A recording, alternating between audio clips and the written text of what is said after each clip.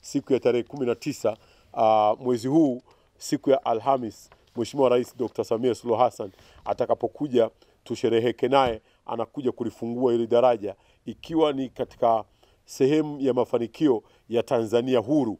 Tumefanya wenyewe na tunaendelea wa kupitisha magari mpaka 20,000 kwa siku moja, na hili daraja litasaidia watu ambao hasa hususan wa kanda hii ya Ziwa waliokuwa wanatumia masaa 2 hadi 3, hapa watapita kwa wastani wa dakika 3 mpaka 5 maximum. Na daraja lina uwezo wa kwa wakati mmoja gari 3 au 4 au 5 ambazo zina wastani wa mpaka tani 160 zinaweza kupita kwa pamoja, zenye uzito usiozidi tani 160 zina uwezo wa kupita kwa pamoja hapa katika daraja hili, tani 160. Sisi kwenye usimamizi wa barabara maximum gari tunaruhusu ambayo isiyokuwa na uzito uliozidi ni wastani wa tani 54 hadi 56. Kwa hivyo maana yake ukichukua hizo ni gari takriban 3 zina uwezo wa kupita au zaidi zikapita katika daraja letu hili kwa wakati mmoja.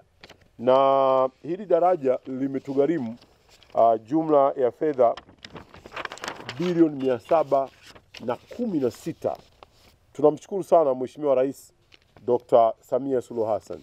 Unafahamu kwamba wakati anakabidhiwa nchi Mheshimiwa Rais Dr. Samia Suluhu Hassan, hili daraja lilikuwa takriban 25% tu ya ukamilifu wake. Edika hapa kiuchumi na hali za wananchi pia vile vile zitaboresheka.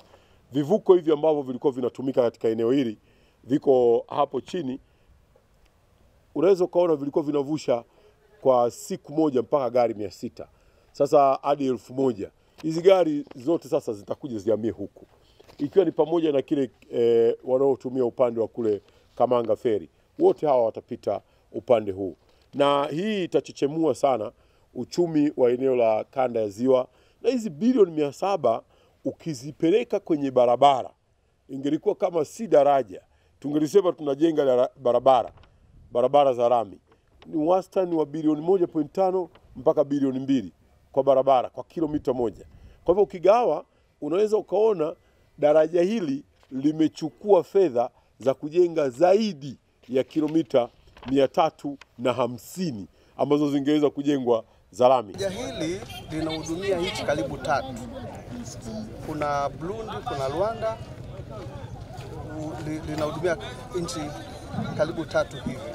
Kwa hiyo ukiangalia ile population ya hizo nchi 3 na magari yanayokwenda katika nchi zile, ili daraja likifunguliwa itakuwa ni kichochezi kikubwa sana cha uchumi, kuweza kuleta mabadiliko makubwa sana. Na njia sahihi ya kusafirisha bidhaa kutoka sehemu moja kwenda sehemu nyingine, lakini pia na wasafiri watakuwa na fursa ile ya kusafiri kwa wakati.